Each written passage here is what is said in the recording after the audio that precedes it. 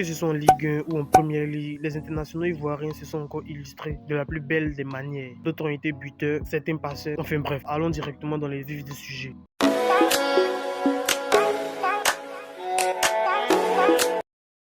Mais avant de commencer, abonne-toi si ce n'est pas déjà fait, tu me lâches ton like et on est parti. Sinali Diomandé ce week-end, c'est-à-dire ce samedi, a été buteur avec Auxerre. On rappelle qu'il évolue aux côtés de Ahmed Traoré, c'est-à-dire ces deux internationaux qui évoluent dans le même club. Un peu comme Ivan Guesson et Jérémy Boga à Nice.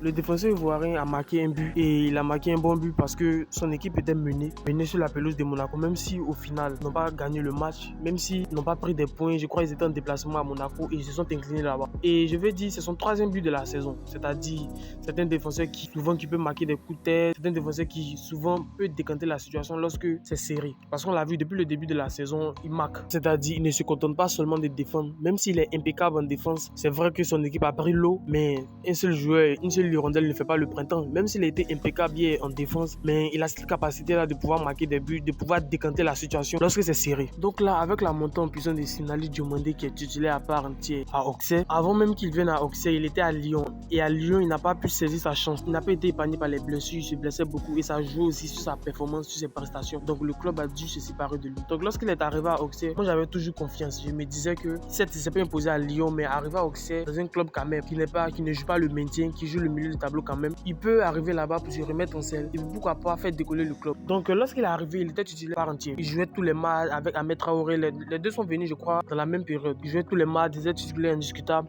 et c'est son troisième but qui marque. Ça veut dire que c'est un joueur véritablement qui est installé dans l'équipe, qui a pris toute la pleine mesure de ses capacités et qui maintenant, non seulement est bon défensivement, mais aussi peut apporter offensivement. Après tout, on voit clairement que MS Faye a un problème de riche. Il y a un problème de riche parce que moi, je me dis actuellement, notre force, c'est la défense. Parce qu'on a énormément de joueurs de qualité qui non seulement sont titulaires indiscutables en club, chose qu'on demande d'ailleurs, et en plus de cela, qui sont décisifs. Et je me dis clairement, c'est un défenseur qui n'a pas encore saisi sa chance. Parce qu'il faut dire que sous Gassé, lorsque Gassé n'avait pas encore trouvé sa défense centrale, c'est-à-dire à chaque trêve, ça changeait de défenseur, ça changeait de paire centrale. Plusieurs défenseurs ont été appelés, ont été convoqués et plusieurs ont joué des matchs.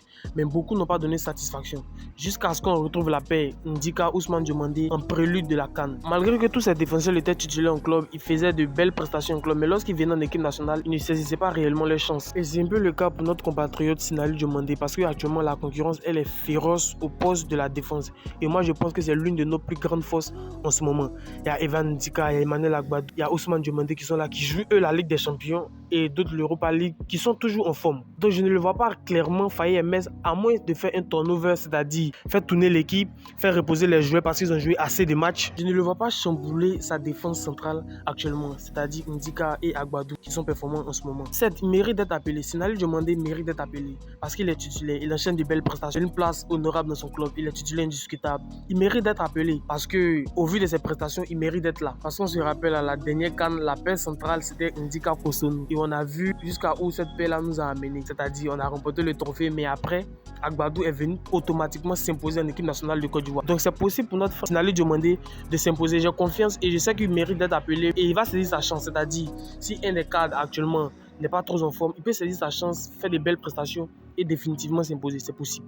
Donnez-moi vos avis dans les commentaires. Et oui, Ibrahim Sangaré est de retour. Le milieu de terrain ivoirien est de retour. Il était blessé longtemps et il est revenu petit à petit. Le dernier match, l'avant-dernier match de Nottingham Forest, il n'était pas sur la feuille de match parce que c'est là qu'il revenait. Il a commencé à s'entraîner et ce week-end, il était sur la feuille de match, il était remplaçant. Et il est rentré à la 80e minute lorsque son équipe menait déjà 5-0 face à Brighton de Simon Adingra, qui lui est rentré à la mi-temps. Enfin bref, Ibrahim Sangaré est rentré et il a été passé décisif et moi ça me fait tellement plaisir de voir notre joueur briller en ce moment. Et j'espère que ce retour-là sera symptomatique d'un Ibrahim Sangaré qui est définitivement revenu. Il a été longtemps blessé, il a perdu sa place de titulaire parce qu'on rappelle que lorsqu'il est arrivé à Nottingham Forest, il était titulaire. C'est les blessures qui ont fait qu'il a perdu sa place de titulaire. Il n'était plus très régulièrement dans le 11 entrant et il rentrait souvent par moment. Donc lorsqu'il revient en pleine mesure de ses capacités, il vient et il donne une passe décisive. Ça veut dire clairement qu'il veut revenir. C'est un joueur qui peut rebondir parce que c'est un joueur qui à la CAN n'a pas réellement apporté grand chose au vu de tout ce qu'il montrait en éliminatoire parce que c'était le joueur ivoirien qui a marqué le plus de buts sous Gassi avec je crois 7 buts. Donc il était toujours dans le dépassement des fonctions,